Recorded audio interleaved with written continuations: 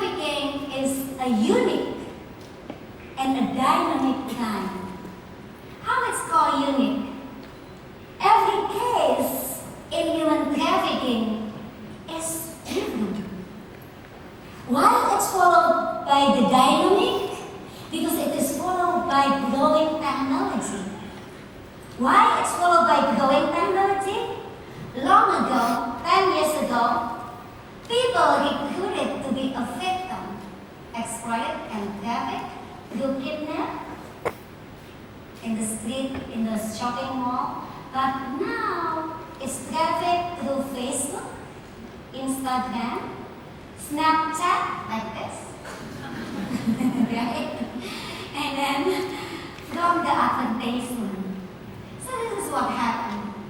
Sometimes through a relation in between a boyfriend and a girlfriend, because of its created performance. It's unique, right?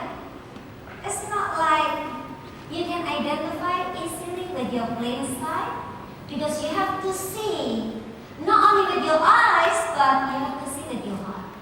Not only hear by your ear, but hear with your heart.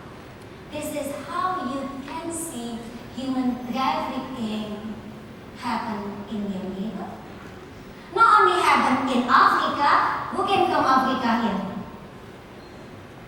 Okay? Not happen only in Thailand.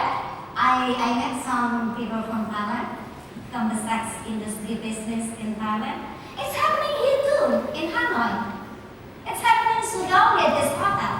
It's happening in your own backyard, in every city, state, and country around the world.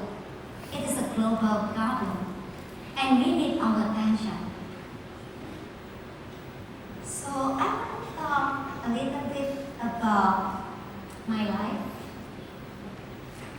The story that made my life upside down and changed who I am. The story that made everything change. From the dream become a nightmare. So as Amanda mentioned earlier, I lived with a wealthy family. I graduated from college when I was 17 years old. So I was not. But I graduated when I was 17.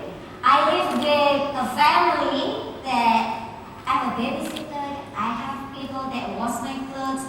I have people that send me to the school. I have people that become my playmate every day.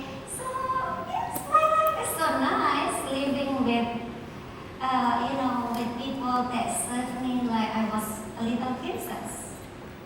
It was my life. So I was a Christian, and I still a Christian. So living in this situation, I had to put my hijab to save my life. Because of, at that moment, people killing people abuse people, they get girls on the street. And my face, even though I'm native, my face look like Chinese. And at that moment, Chinese people become an attention, and also foreign people become attention of people in Indonesia. It wasn't easy. I lost my job. I was a labor right activist that I go to the street doing campaigns, demonstrate, protest about fair wages, about sick leave, about many different things related to labor. But soon I realized I spent most of my savings, and I have to survive.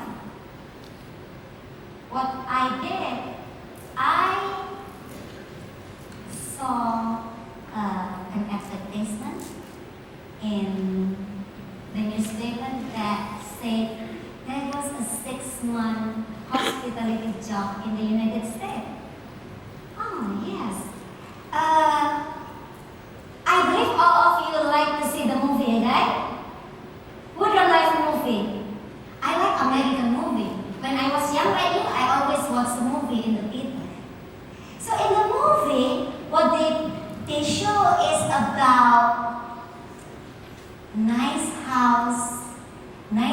amiable, beautiful, handsome. None of the movie telling about poverty. Most of the movie talk about the goodness. Arrived in JFK, I felt so happy. And I saw a man with my picture and called up in the arrival, Shandra Woworuntu.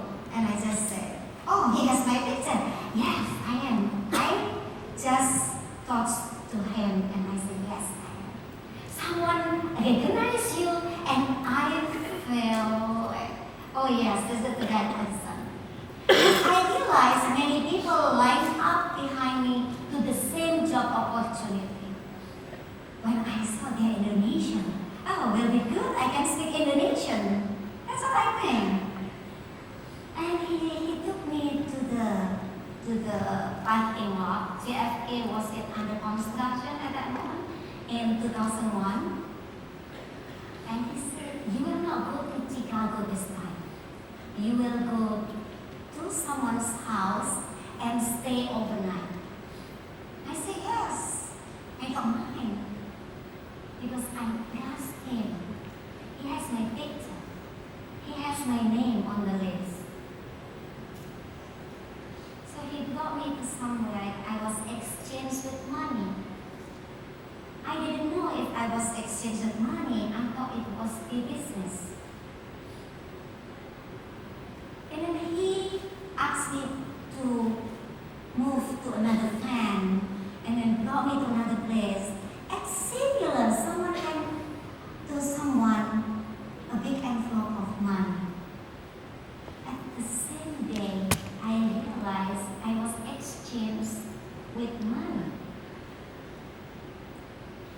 And at the same time, he brought me to the house.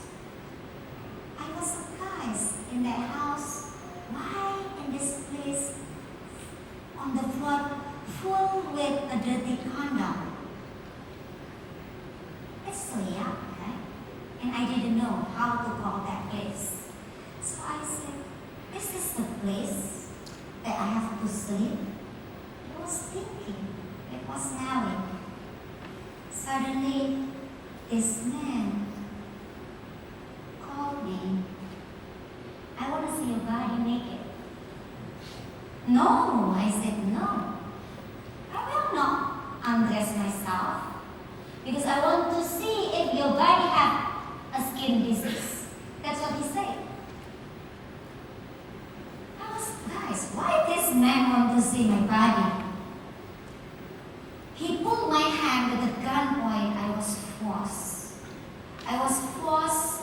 He dragged me to the basement to his car and all electronically he opened the garage and then he drove me to somewhere that I didn't know the place. I was frightened. I was scared. I was alone. Two of the girls that went with me, they were locked in the house. With a gunpoint, he knocked the door and the old lady came out. Mama-san, this is a new girl. And then he speak in different language that I don't know. A new girl, Mama-san. I knew Mama-san is the woman that ran the grotto. That's what I learned. But I didn't think that I would be in this situation. And I saw a big man with a baseball bat that's swinging the bat around, scared me, and the gun still on my head. And he said, you have to work in this place, and you have to pay $30,000 for the job that I gave you. I couldn't say anything. $30,000 for the job that he gave me, the job that I never deserved, the job that wasn't a promise. It was a false promise. I didn't want to work in this situation. How I fight? I didn't know.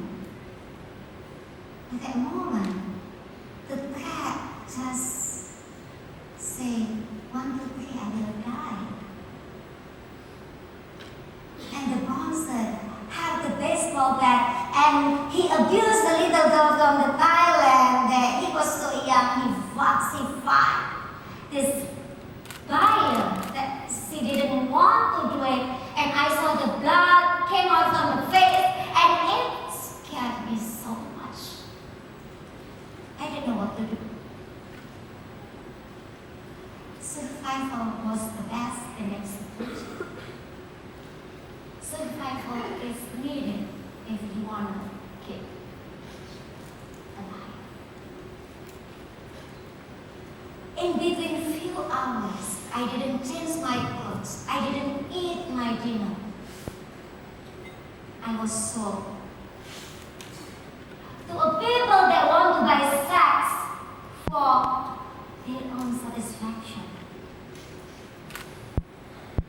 Old, young, fat, skinny, smell good, smell bad. I was sold for $120 to $350 every 45 minutes, and I have to work 24 hours a day without sleep. I took my nap in between if there wasn't diet. I didn't have enough food to eat. They feed me with the rice soup. I think everybody knows rice soup. It's a congee, what is? Plain with the yellow pickles. It was my food. And I didn't know if I can drink water from tap water. So every day, only Singapore, beer, whiskey, and he drugged me. That's what happened every single day. I couldn't open the door, I couldn't open the window, I couldn't do anything. Just naked, sitting in the waiting room, waiting for people that know about my body. Did I deserve? No. And I believe none of you here deserve to be enslaved like me.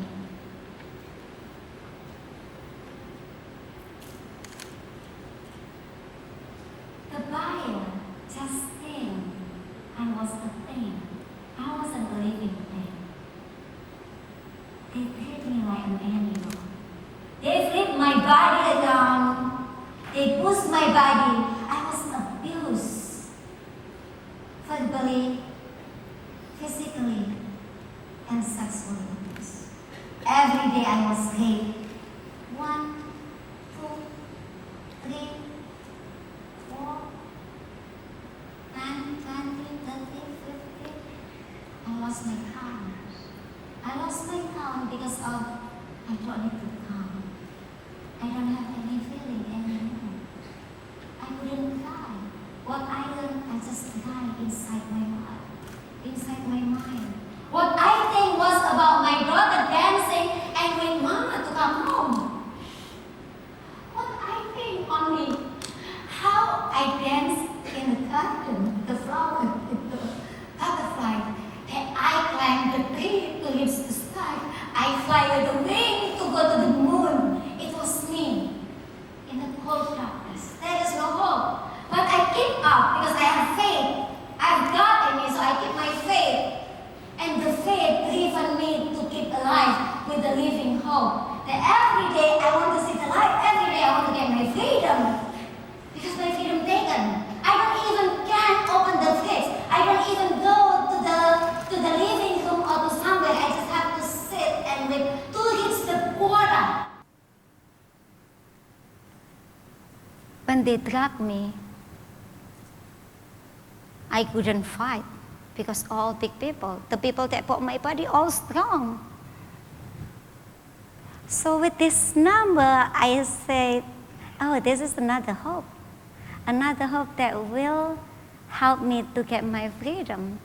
Yes, I agree with that. And I keep my prayer every day, and one day, there was a calling to go to bathroom. I was brought to Brooklyn, New York back. So I travel in between brothel to brothel, hotel, casinos. And I said, this small window will be good for me to jump and get my freedom. Through this window, I will see the light. So I was smiling. I feel so happy that there was an opportunity to stay away, to run away, to escape from the situation. The job that you don't deserve, the job that it was just dancing in my mind, thinking about how I will see the light, how I get my freedom.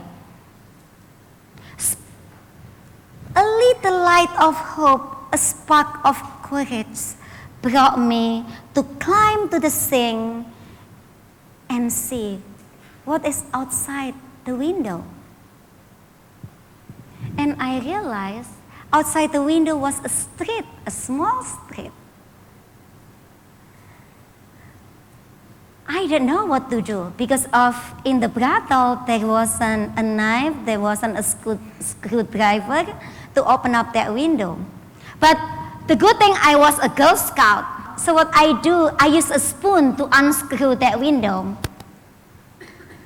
I use the spoon and the window opened. When I look down to that window, it is so hard and so high.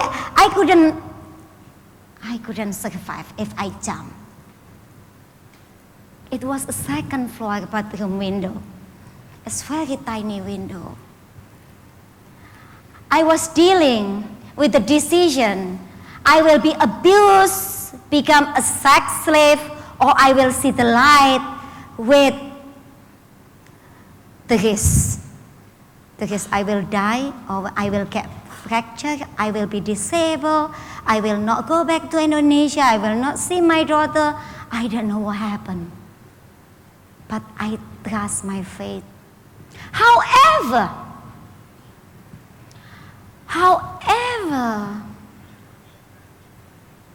I did it anyway. So I went back to the room. I told to the girls, they are a different nationalities, Indonesian, Thailand, Chinese. We don't speak at that moment. Body language is the language. Body language is the sign. Even with the traffickers, even with the bouncer, even with everybody, body language is the language that we communicate. Those girls followed me to the bathroom. And I climbed first because I was the oldest. I was 25. And most of the girls, 15, 17, they're young, they're so beautiful. They're supposed in the school. They're not supposed to be slaves. But they were there. We were kidnapped. We were in captivity. We couldn't do anything. In the name of the Father, and of the Son, and of the Holy Spirit, amen, I jump and I alive. I thank God that I was alive. I didn't get any fracture. I didn't get any scratch. The fresh air, the freedom from that house, just so amazing. I feel a freedom. I didn't feel anything that held me back. And I realized this girl, the 15 years old girl, very skinny, maybe only 90 pounds, she jumped out with me. The sadness, most of the girls weren't able to escape because of they weren't able to go through that window. I was lucky, I was so tiny. I looked up to that window and I saw two girls behind the window. And I was outside and they were inside. You can imagine how we have a freedom and see those people still inside the house. They cannot go out like me. They don't even feel the fresh air. They don't feel how we can happily just walk around. And I told them, I'll be back for you. I will pick you up. I was crying. I couldn't do anything. I just think like, oh, they still got abuse. And I'm here outside and I was the oldest. It was the story of that day, 4 o'clock in the morning. I and this young girl, we hold hands. We ran as fast as we could. We tried to go away from that place because of we want to have a better life. We don't want to be slave or live in captivity. In the morning, we called that number.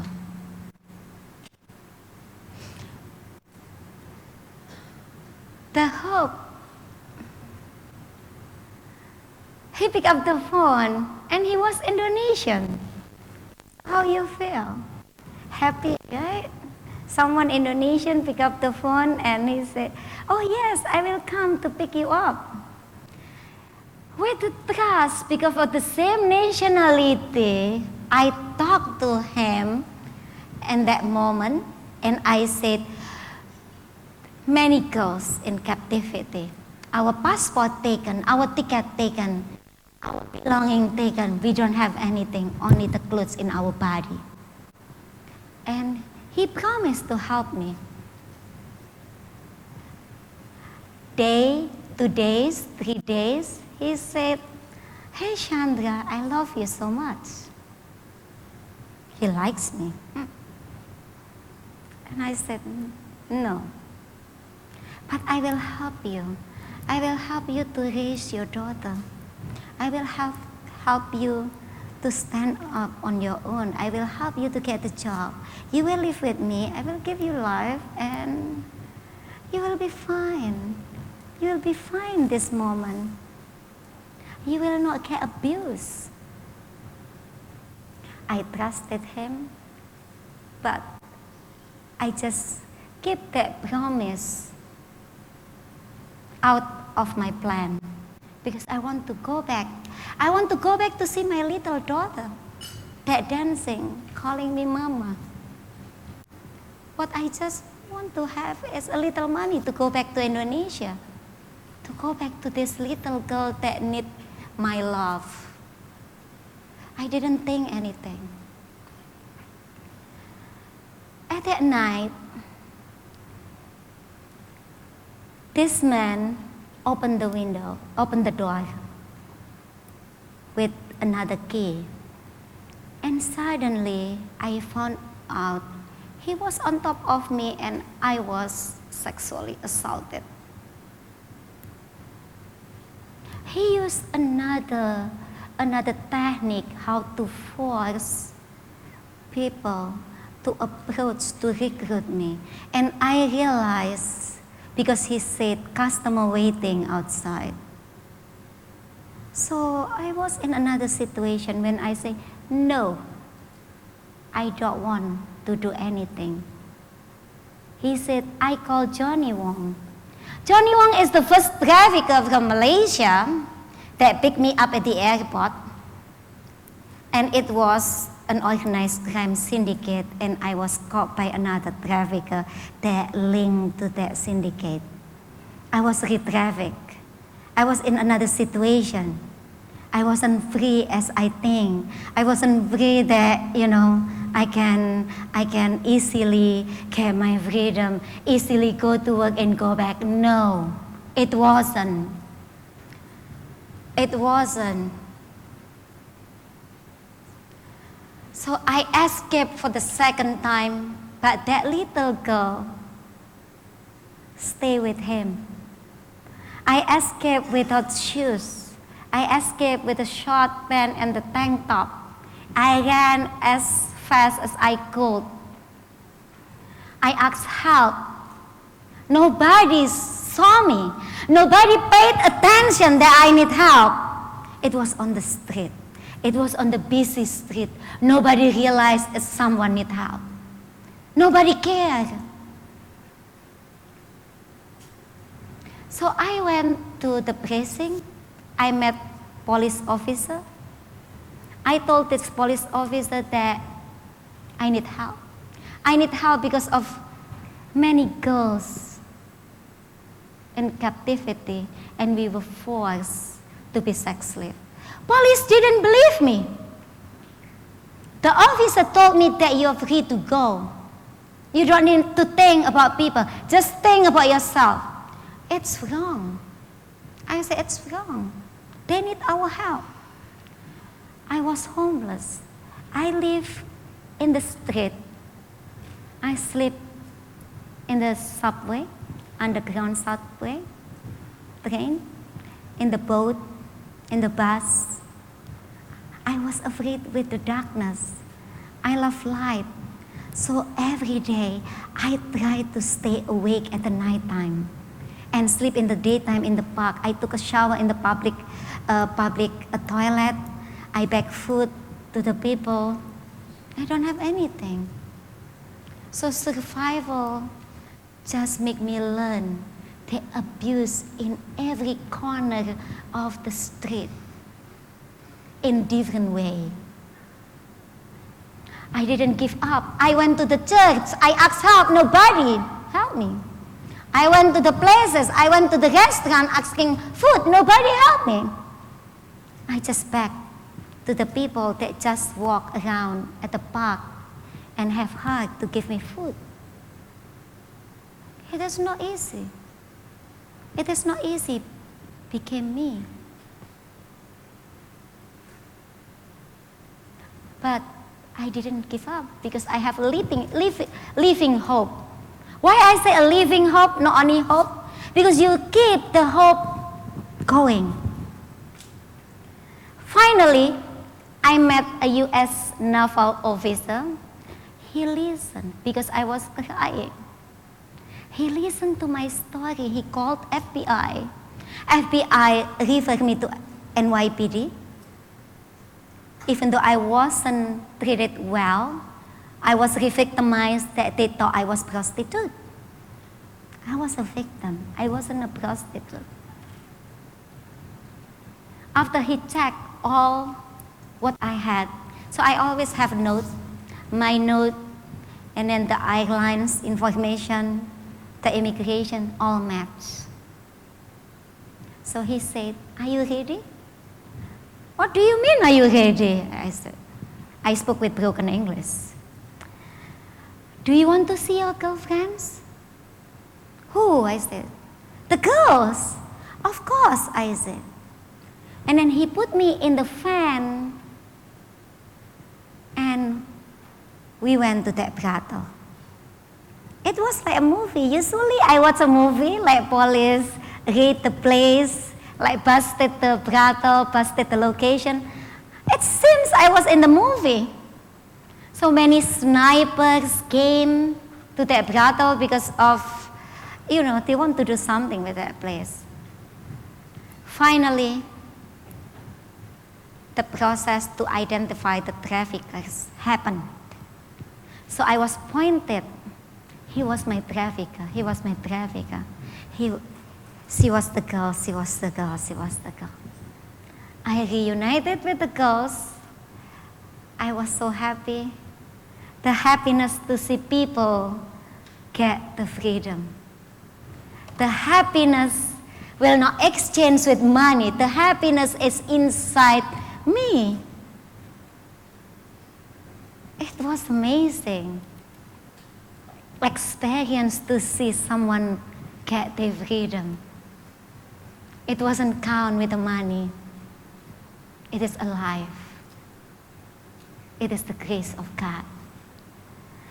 So we testify, finally my traffickers, 3 of them from many, convicted and prosecuted. Survival still so hard. It's not easy for me to deal with my trauma. It's not easy for me to hear the phone ring. It's not easy to see the faces that are similar with the sex buyers. It's not easy for me to see the faces that are similar my traffickers. It's not easy living back to the community, to the society. It bothered me. It took so long. It took so long for me to be able to tell my story. It is so long for me to be able to reintegrate to the community, to the society, with what happened with me. It took so long. Became a sex slave.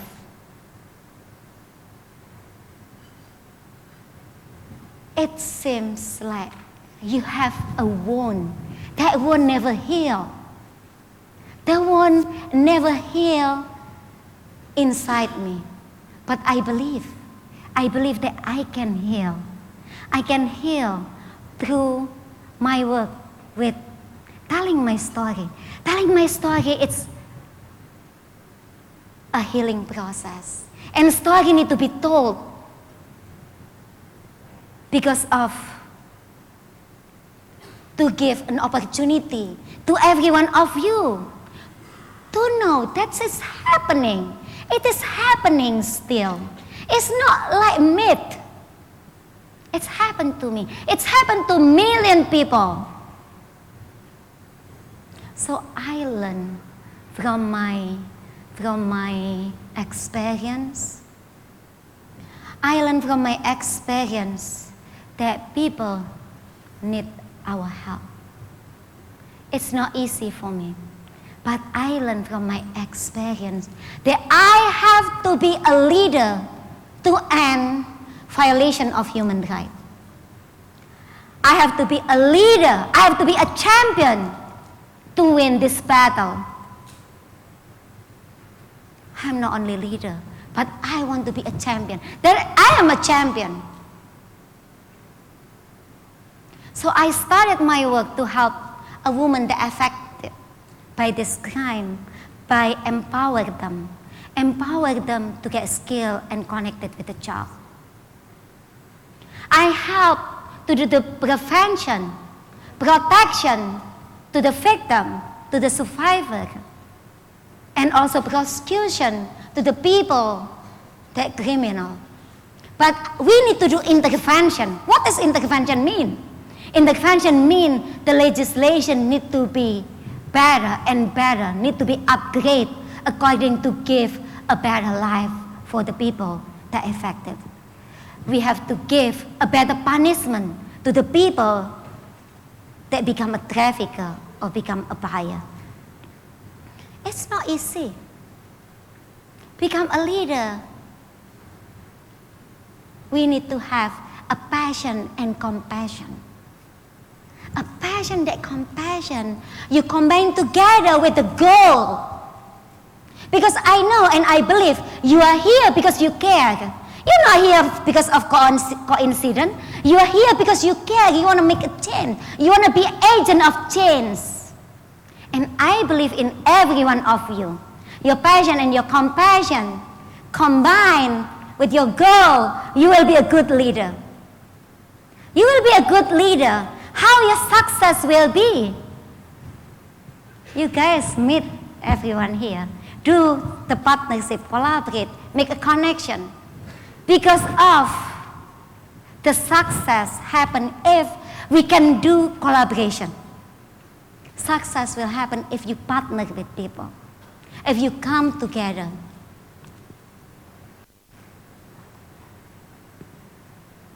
Because of fighting violation of human rights, we need to give ourselves our freedom. We lose our freedom because we fight for them. But it's okay. That's okay because you have passion. You want to make a change. You want to make a change from the darkness become light. You want to give yourself. But are you ready to accept the challenge? Are you ready if you want to do the work? Are you ready to find your strength? Are you ready to put your goal on top, become of your priority? Are you ready? I was ready. Even I have an experience, first-hand experience, but not enough. You have to nurture yourself. You have to study. You have to listen. You have to learn from people. You have to hear from people according for you to be fulfilled. To be fulfilled, become a champion. Only leader, which is good. To be a champion is the best. And we are champion. We are champion in fighting for violation of human rights. We have to fight for social justice. So many things happening around the world. We live in broken world. And they wait for our hand. They wait for us. Believe in yourself. That's the most important. Believe in yourself that you can. Because I can. And I believe every one of you, you can do something. I don't need you to go through the situation like me. I don't want you to be slave like me. But I know if you can do something, you can do something for your life and for your society. Because we need you. We need leader like you. We need a champion like you to prevent people to be like me. We prevent it's not happen anymore. Because I believe together we will end it. Together we can do the best. Whatever you can do to fight is counted. Maybe you are a lawmaker, you are law enforcement, you are a social worker, lawyer. You can do something. You can do something with your profession. You can do something with your strength, with your talent. Use that. Don't waste it. Use that. Find your strength. Do something. Because we need you.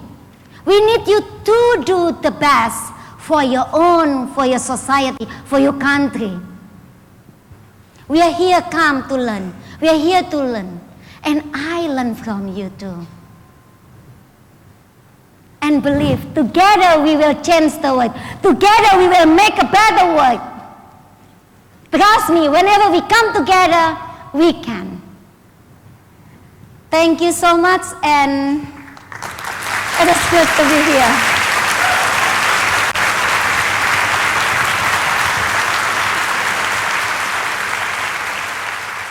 We'll begin with mic number 1 when you're ready. Thank you. Hello, Bu Shandra. My name is Rizka from Indonesia. Well, I have. How was your feeling when the first time you contact your family or you met them, and then how was your family's response when they know about what happened to you in that situation? Thank you. We are, not we, okay. I am Asian. You know that talking about sex is taboo, right? Talking about sex is not easy. They don't understand. They don't understand. They just judge someone, even the family member. So I was kicked out from my family after my story published in social media. It hit them so bad. But I believe in time. I believe in the prayer. So finally, last year, I reunited with family after years of separation. So I reunited what my family said, we understood. We support you. And now they become the best support system of my work. Is that answering your question? Thank you. We'll take our next question at mic number 2. Yes. Hello, my name is Leonie. I'm from Sydney, Australia. Firstly, I just want to say thank you for inspiring us with your conviction and faith. It's beautiful to see. My question is, what steps did you take to reintegrate back into your community and society back at home? I didn't back home. I stay in the United States right now. I mentioned lesson learned. Even until now, there are lacks of support and resources to help people like me, to help people that have experience on human trafficking, they don't get enough help. So I learned. But I believe in me. I believe in myself because I have a value. I have a value and I'm worthy. And I'm worthy. So it's challenged me how I reintegrate, how I cope with my trauma, how I can get the job. Because of when I live in the United States, I couldn't get my job back. So I had to start over from the beginning with the low wages. But this is okay. But I go to the therapist. Now I have every week a visit. I have psychiatric every month. I still live with the medicine. But telling my story is a healing. Telling my story, talk to the people, talking about that, it's helped me. It's helped me, and I'm glad that I can tell my story. So that's what happened. So I learned about how foreign people able to reintegrate in the society that strange, lack of language, lack of educational background, even though you are having similar or same weight of education, diploma, they don't accept it right away. The most important is I gain a support system. So I make a support system in the religion side and also in the community side. And I look a new support system, how I can fulfill the acknowledgement because I want to make a change. So 3 components of support system help me to grow. That's what happened. So I use this strategy, this method that I learned from my experience, and I do this, I apply to my own organization. So far in a year, we help 58 survivors integrated, and also we have so many other people that now in the process. My organization still 1 year, so it is a learning and growing, and I hope we can help more people using this method. Thank you. God bless. Thank you. Thank you. Next question, mic number 3. Hi, my name is Ravina Jadkor, and I'm from the University of Nottingham, Malaysia campus. First of all, from the bottom of my heart, and I'm sure on behalf of everyone here, thank you for enlightening us with every word that you just said. Thank you. It was just beautiful. I know how it is to feel so much of pain, and can I come and just give you a hug? Oh, oh, thank you. Thank you. It's so sweet. Thank you. So my question is, after going through so much and after feeling so much pain, how did you begin to heal individually in your heart? How did you begin to heal? I mentioned earlier that I have a support system. Yes. And I'm working with internally and externally. So it will applicable to all survivors, not only trafficking, soldiers, survivors of like domestic violence, child abuse. It is applicable internally and externally. Internally is creating own hope that I will be good. I can handle this because I have a value. I just believe that I can move forward my life. And I have to break the chains. How to break the chains is connected internal and external part. How I can decide I'm no longer a victim. Because it's mindset. I'm no longer a victim. I'm not there anymore. I'm free. I got my freedom. So externally, I have many different support systems I mentioned, but counseling, therapists, and also psychiatric is a part of the healing. Can I also ask, with all the stigma surrounding mental health, what is your opinion about mental health and seeing therapists? Do you find it very, do you think that the society is sort of looking at this situation in a negative way? A good question. So right now, it's a challenge in the mental health, how to help people to move forward with this problem. Mental health issue, it started to be known as a part of the services in the United States. Even though there is no special budget for the domestic, but for the international people, they get services. But in many different countries, they don't really apply that way, but they believe it's help. Mental health is very important because it's helped them. Because the group asking about prostitution thing, it is very important to change the mindset. So someone will not think, I'm a victim, I have no value. My life is like that. This is what happened for domestic people, for local people. I have no life. People judge me, I'm a prostitute. This is what I can do. I don't go to school. What I do is I just, doing sex. So we have to change that. It's not easy. So this is the job of mental health and also society, how we help them. So therapist is the best. But not all therapists or psychiatrists understand about this. And I believe the young generation will think more. And I hope you can give the best. If you interest with this, it is a challenge for you. It is a challenge how to transform people to be able to break the chains from the pain, Yes. from the judgment. Thank you very much. You're welcome.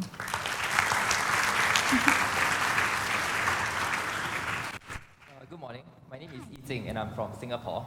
I actually read your article that you wrote for BBC 4 months ago. And I never thought that I'd see you here in person. So thank you very much for sharing your story Thank with us. you. Yeah, like you, I'm a finance student. And for me, it's very difficult to reconcile the notions of finance and social work. So could I ask you, what can the finance industry or any future finance professional do to combat human trafficking or human slavery in general? Supply chains.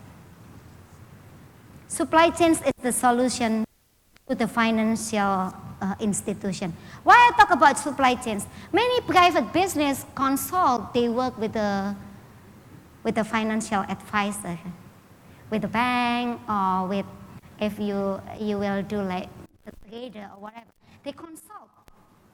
Or maybe through the finance department internally in the private business. Because most of the time, the company always buy the cheap stuff, right? The cheap material. Then they don't think if in that material, how many people exploited and trafficked. Forced labor, child labor. They work overtime, they don't get paid. 8-year-old boy, they are doing the work. In Ghana, many children, many boys, they work in the cotton field. It is what you can do as a financial advisor to talk about the fair budget. Because of you have to be aware all cheap material will contain labor exploitation or labor trafficking. And also if you see, you want to export stuff, if they press your price too low, don't take that. You have to suggest to the company, no, we have to protect these people. We cannot press them because of your deal. They give you a tender. Example, you say $10. They sell, the buyer say $8. You have to advise to the company, no, if we press become $8, we have to go to the supply chains and we have to get cheap material. And in this place, people firsthand exploited and trafficked. So if you can create this behavior, change this behavior to protect those in the bottom of the supply chains part will be awesome. Thank you very much. You're welcome. Next question. Good morning, Ms. Woworuntu. Thank you very much for your time today. What leadership practices do you believe are most important to eliminating human trafficking? Okay, the best is prevention. Prevention means from the school system, the community, and many different communities, of course, and also prevention through intervention. Intervention, it means to legislation. Example for the first question about employment agency or through wages department of labor. This is intervention from the government. Prevention, it means educate our children. Example, I have a book that talk about prevention in young people. If people give you candy, don't go with them. Example, just simple. Depend on the age. If you talk to the student until 9 years old, you don't talk about sex slave. What you talk is about don't be kidnapped. Be careful with a stranger because you might be taken to somewhere. For 9 to 12, you can talk about that you will brought to this place. They will slave you in the house as a domestic. So this education, and then for the the higher level, don't get easily, trust the job that they offer to you with a high salary. Example, you will work in Singapore, in the office, you will get $10,000 US. It's impossible. Sometimes we have to tell public or community what is the best for them. If they really want to go, this is the criteria. Check the Department of Labor if the employment agency is legit, if the work is legit, and also the documentation check. And then the most important is tell them how, if it has happened, what they can do. So in the US consular offices around the world, there is a prevention for the workers that want to come to the United States. It's called Knowing Your Right pamphlet and video, which is telling to the people that apply the visa, working visa or whatever they want to go to the United States. They will learn what if it's happened, the wages, if this, you can call this number. So this is a part of the intervention. I think the most important is prevention, to prevent people. If people already got into that situation, you cannot do anything. It's better you prevent than you handle this. And if you want to talk about type of prevention, we can talk later. Thank you very much. You're welcome.